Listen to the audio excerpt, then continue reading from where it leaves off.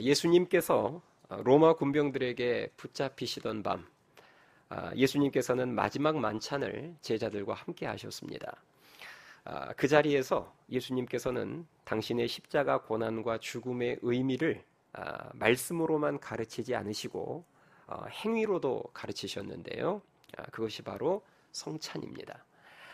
예수님은 제자들에게 자신의 몸을 상징하는 떡과 자신의 피를 상징하는 포도주를 나누어 주시면서 이렇게 말씀하셨습니다. 자, 오늘 본문 24절, 25절에 그 말씀이 소개되어 있는데요. 함께 보시겠습니다. 자, 23절부터 보겠습니다. 자, 23절 말씀 보세요. 내가 너희에게 전한 것은 주께 받은 것이니 곧 주 예수께서 잡히시던 밤에 떡을 가지사, 자, 24절, 25절 같이 읽습니다. 시작. 축사하시고 떼어 이르시되 이것은 너희를 위하는 내 몸이니 이것을 행하여 나를 기념하라 하시고, 식후에 또한 그와 같이 잔을 가지시고 이르시되 이 잔은 내 피로 세운 새 언약이니 이것을 행하여 마실 때마다 나를 기념하라 하셨으니. 아멘. 자, 여러분이 방금 읽으신 말씀, 그 빨간색으로 표기되어 있는 그 말씀이 예수님이 제자들에게 떡과 그리고 포도주 잔을 나누시면서 해주셨던 말씀입니다. 떡을 나누시면서는 이것은 너희를 위하는 내 몸이니 이것을 행하여 나를 기념하라 이렇게 말씀하셨고요.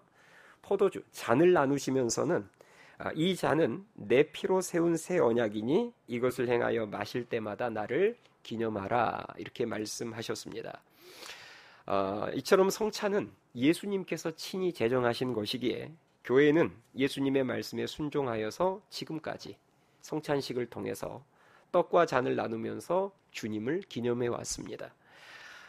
그렇다면 이 시간에는 주님이 제정하신 이 성찬식 안에 어떤 의미와 어떤 메시지들이 들어있는지 몇 가지 간략하게 살펴보도록 하겠습니다. 첫 번째는 이 성찬식 안에는 예수님 죽으심의 의미를 기억하라는 메시지가 담겨 있습니다. 예수님의 죽으심의 의미를 기억하라는 거예요. 성찬식을 할 때마다 예수님께서 떼어주셨던 떡은 예수님이 십자가 고난을 받으시면서 찢어졌던 예수님의 몸을 상징하는 것이고, 포도주는 십자가에 못 박혀 흘리셨던 피를 상징하는 것인데요. 결국 이 둘은 모두가 예수님의 죽음을 상징하는 것입니다. 그래서 우리는 성찬을 통해서 예수님의 죽으심을 기념해요. 그런데 여기서 죽으심을 기념한다는 말은 지금으로부터 2000여 년 전 예수님이라는 분이 십자가에 못 박혀 죽으셨다는 역사적인 사실을 다시 한번 기억하는 정도의 기억이 아닙니다. 그 정도 차원의 기억이 아니라 예수님의 죽으심을 기념한다는 말은 예수님의 죽으심 안에 어떤 의미가 들어있는지 그 의미를 기억한다는 말이고, 그분의 죽음이 나와 무슨 상관이 있는지를 기억한다는 말이에요. 하나님의 아들이신 예수님이 왜 하늘 보좌를 버리시고 이 죄악 가득한 세상에 내려오셨을까요? 왜 죄가 없으신 예수님이 죄인 취급을 받으면서 십자가에 못 박혀 죽으셨을까요? 그것은 내가 지은 죄 때문임을 믿으실 수 있기 바랍니다. 죄인인 나를 구원하시기 위해서 죽으셨어요. 그분은 그냥 단순히 그분은 2000년 전에 십자가에 못 박혀 죽으셨다더라 이것을 기억하고 기념하는 게 아니라 내 죄 문제를 해결하시기 위해서 내 죄 때문에 죽으셨다는 그것을 기억해야 된다는 말입니다. 오늘날 세상 사람들이 예수님에게 관심을 갖지 않는 이유는 크게 두 가지입니다. 첫 번째는 자신의 죄를 잘 모르기 때문이고, 두 번째는 그 죄에 대한 하나님의 무서운 심판이 있다는 것과 지옥 형벌이 있다는 사실을 잘 모르기 때문입니다. 이것들을 안다면 우리는 죄 문제를 해결해 주시기 위해 이 땅에 오신 예수님에게 관심을 가질 수밖에 없습니다.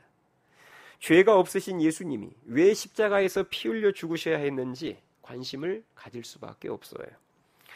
죄가 없으신 예수님은 저와 여러분들 대신, 우리를 대신해서 죄의 형벌을 받으시기 위해서 이 땅에 오셨습니다. 그래서 예수님께서는 우리의 죄를 다 뒤집어 쓰시고 우리의 죄를 다 짊어지시고 십자가에서 죽으심으로 우리의 죄값을 대신 지불해 주셨고, 그로 인하여서 우리가 죄사함의 은혜를 받고 구원받을 수 있는 길을 내어주셨음을 믿으실 수 있기 바랍니다. 결론적으로 예수님의 죽으심은 나의 구원을 위한 죽으심이었다는 사실이죠. 우리는 성찬식을 통해서 바로 이것을 기억하는 것이고 기념하는 것입니다. 예수님이 제자들을 위해서 차려놓으신 이 마지막 만찬은 죄가 없는 의인들을 위한 만찬이 아니었습니다. 죄인들을 위한 만찬이었어요. 영적 실패자들을 위한 만찬이었습니다. 죄를 짓고 살면서도 그것이 죄인 줄조차도 모르는 죄인들을 위한 만찬이었고, 그것이 죄인 줄 알면서도 연약해서 뒤돌아서서 또 같은 죄를 반복해서 지을 수밖에 없는 영적 실패자들을 위한 만찬이었습니다. 오늘 우리가 이제 설교 후에 성찬식을 거행하게 될 텐데요. 누가 성찬식에 참여할 수 있을까요? 여러분, 누가 성찬식에 참여할 수 있을까요? 교회 법적으로 하자면, 교회 헌법대로 하자면 세례를 받은 사람이 성찬식에 참여할 수 있습니다. 그러나 그것은 법이고, 사실 실제로는 만약에 나는 죄가 하나도 없는 의인이라고 생각하는 사람은 성찬식에 참여할 수 없습니다. 왜요? 예수님은 이 땅에 의인을 위해서 온 것이 아니라 누구를 위해서 오셨기 때문에? 죄인을 위해서 오셨기 때문입니다. 여러분들 중에 세례를 받았다 할지라도 나는 죄를 짓지 않고 살고 있고 떳떳한 의인이라고 생각하면 성찬식에 참여하실 수 없습니다. 내가 구제불능의 죄인이라는 사실을 알고, 그렇기 때문에 나 같은 죄인을 위해서 십자가에서 대속의 피를 흘리신 예수님이 내 삶 가운데 꼭 필요한 구세주라는 사실을 믿는 사람이 성찬에 참여할 수 있음을 믿으실 수 있기 바랍니다. 바라기는 오늘 성찬식을 통해서 예수님의 죽음이 왜 나에게 필요했는지를 마음 깊이 새기시며 그 놀라운 은혜를 기념하고 감사하는 시간이 될 수 있기를 주님의 이름으로 축원합니다. 성찬에 담겨있는 또 하나의 메시지는 예수님이 나에게 생명을 주셨다는 사실입니다. 뭘 주셨다고요? 생명을 주셨다는 거예요. 예수님의 찢긴 몸과 흘리신 피는 예수님의 죽음을 상징하는 것이기도 하지만 동시에 예수님의 생명을 상징하는 것들입니다. 몸과 피는 곧 생명이에요. 그러므로 예수님께서 당신의 몸을 상징하는 떡을 주시고 피를 상징하는 포도주를 주신 것은 결국 죄인들인 우리를 위해서 자신의 생명을 주셨다는 메시지가 담겨 있습니다. 예수님은 요한복음 6장 48절에서 자신을 생명의 떡이라고 소개하시면서 6장 53절에서 이런 말씀하셨어요. 인자의 살을 먹지 아니하고 인자의 피를 마시지 아니하면 너희 속에 생명이 없느니라, 이렇게 말씀하셨습니다. 또 6장 51절에서는 나는 하늘에서 내려온 살아있는 떡이니 사람이 이 떡을 먹으면 영생하리라. 내가 줄 떡은 곧 세상의 생명을 위한 내 살이니라 하시니라. 아멘. 예수님 말씀이에요. 이처럼 예수님은 우리가 죄사함을 받고 영원한 생명을 얻도록 자신의 생명을 주셨습니다. 여러분, 병들어 죽어가는 사람들이, 지금 이 시간에도 병들어 죽어가는 사람들이 누군가로부터 뭔가 자신의 생명을 연장하고 이 병으로부터 회복되기 위해서 누군가로부터 장기를 기증받기 위해서 대기하고 줄 서 있는 사람이 수두룩합니다. 맞잖아요. 지금도 자기 순번을 기다리면서 이거 회복하기 위해서 10년, 20년 더 살기 위해서 장기를 기다리고 있는, 장기 기증을 받기를 기다리고 있는 사람들이 너무너무 많습니다. 한번 생각해 보세요. 내가 다른 사람으로부터 장기 하나를 기증받아서 그것이 심장이 됐건 그것이 콩팥이 됐건 그것이 폐가 됐건 그 장기 하나를 기증받아서 10년만 더 살 수 있어도 아마 그 은혜를 평생 잊지 못할 것입니다. 그런데 예수님께서 저와 여러분들에게 주신 것은 장기 하나가 아니에요. 예수님은 생명을 통째로 우리들에게 내어주셨습니다. 그 생명을 저와 여러분들이 받았기 때문에 우리는 그 생명을 받아서 10년, 20년 정도를 더 사는 것이 아니라 아름다운 천국에서 영원히 살 수 있게 되었음을 믿으실 수 있기 바랍니다. 예수님은 우리들에게 생명을 주셨어요. 우리는 오늘 예수님의 생명으로 상징되어지는 이 떡과 잔을 받아 마시면서 예수님이 나에게 주신 것은 바로 영생을 위한 생명을 주셨구나라는 사실을 다시 마음속에 새기는 것입니다. 성찬에 담겨져 있는 또 하나의 메시지는 예수님과 우리와의 신비한 연합의 은혜가 우리들에게 있었다는 사실을 기억하는 거예요. 제가 이제 세례식을 앞두고 문답을 먼저 합니다. 오늘 세례를 받으신 분들 다 저를 만나서 문답식을 해서 문답식에 패스를 했기 때문에 오늘 세례를 받은 거예요. 제가 문답식을 하면서 이제 성도들에게 이렇게 질문을 합니다. 예수님 어디 계세요? 이렇게 물어요. 그러면 답이 두 가지로 나옵니다. 대개 예수님 어디 계세요? 그러면 하나님 보좌 우편에 계세요. 이렇게 답을 하시는 분이 있고, 예수님 어디 계세요? 그러면 제 안에 계세요 라고 답을 하신 분이 계세요. 뭐가 정답일까요? 예, 엄밀히 말하자면 전자가 정답이겠지만 후자도 맞습니다. 예. 자, 예수님께서 어떻게 내 안에 계시죠? 여러분 마음속으로 답해 보세요. 예수님이 어떻게 내 안에 들어와 계시죠? 예수님의 영이신 성령으로 내 안에 들어와 계십니다. 아멘 아시죠? 이게 연합이에요. 하나님이 죄인인 내 안에 들어와 계시는 이 신비한 연합, 성령 안에서 믿음 안에서 주님이 나와 함께하고 계시고 내가 주님과 성령과 믿음 안에서 연합한 거예요. 이 신비한 연합의 은혜가 우리들에게 임했기에 주님의 죽으심이 곧 나의 죽으심이 되고 주님의 부활이 곧 나의 부활이 된 줄 믿습니다. 생각하면 생각할수록 신비한 은혜예요. 어떻게 이 죄악 덩어리인 내가 하나님과 연합이 될 수 있을까요? 그런데 그게 성령 안에서 믿음 안에서 그 신비한 연합이 이루어졌거든요. 자, 여러분이 이따가 성찬식 할 때 주님의 살과 피로 상징되는 떡과 잔을 받아 마실 때, 자, 이게 내 입속으로 해서 내 안으로 들어오잖아요. 이게 연합을 상징하는 것입니다. 주님이 내 안에 들어오신 거예요. 저와 여러분이 성찬식에 참여할 때마다 믿음 안에서 성령 안에서 이 놀라운 연합의 은혜를 주신 그 하나님의 은혜를 기억하고 감사해야 될 줄 믿습니다. 자, 성찬에 담겨져 있는 마지막 메시지는 예수님에 대한 우리들의 신앙을 고백하고 선포하고 전하라는 거예요. 우리는 성찬식을 통해서 우리의 신앙을 고백하고 또 세상을 향해서 선포하게 됩니다. 오늘 본문 26절 말씀을 보세요. 마지막 절입니다. 자, 26절 한 목소리로 같이 읽겠습니다. 시작. 너희가 이 떡을 먹으며 이 잔을 마실 때마다 주의 죽으심을 그가 오실 때까지 전하는 것이니라. 아멘. 자, 이 떡을 먹으며 이 잔을 마실 때마다, 이게 무슨 말이에요? 성찬식을 거행할 때마다 주의 죽으심을 예수님이 다시 재림하실 때까지 전하는 것이니라. 자, 여러분, 우리는 숨어서 예수님을 믿는 자들이 아닙니다. 우리는 우리가 누구인지를 세상에 알려야 하는 존재들이에요. 우리는 떡과 잔을 받는 성찬에 참여함으로써 예수님이 나 같은 죄인을 위하여 십자가에 못 박혀 죽으셨고, 그분은 3일 만에 부활하사 하늘로 승천하셨고, 그리고 언젠가 재림하셔서 이 세상을 공의로 심판하신다는 신앙을 고백하고 선포해야 하는 것임을 믿으실 수 있기 바랍니다.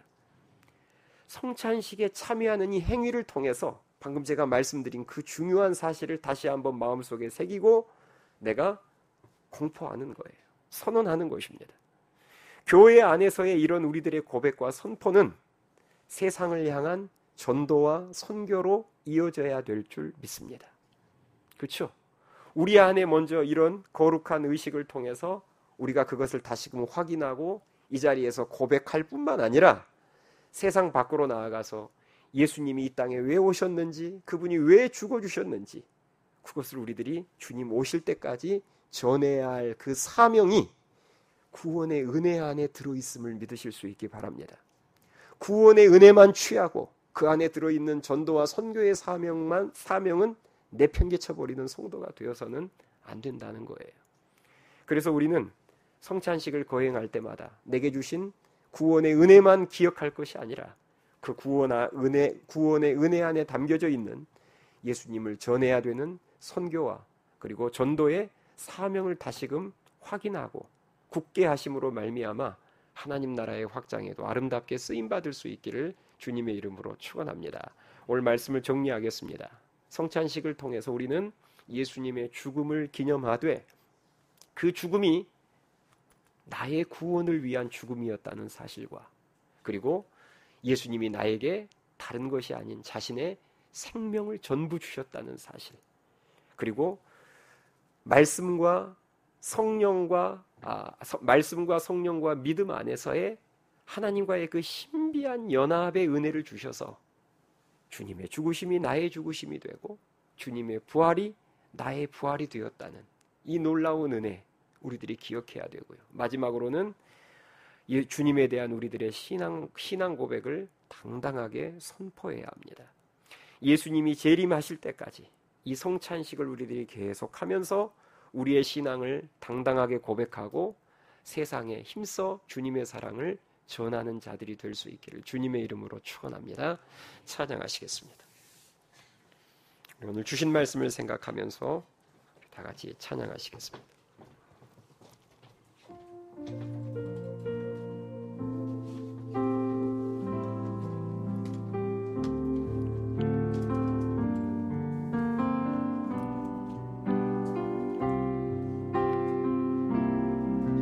주보혈 날 정결케 하고 주보혈 날 자유케 하니 주 앞에 나 예배하는 이 시간 나의 모든 것을 주께 드리네.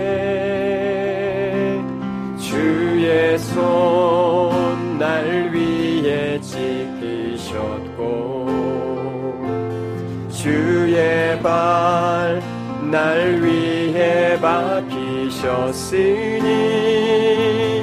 이제는 내가 사는 것이 아니요 오직 주를 위해 사는 것이라. 주의 손에 나의 손을 포개고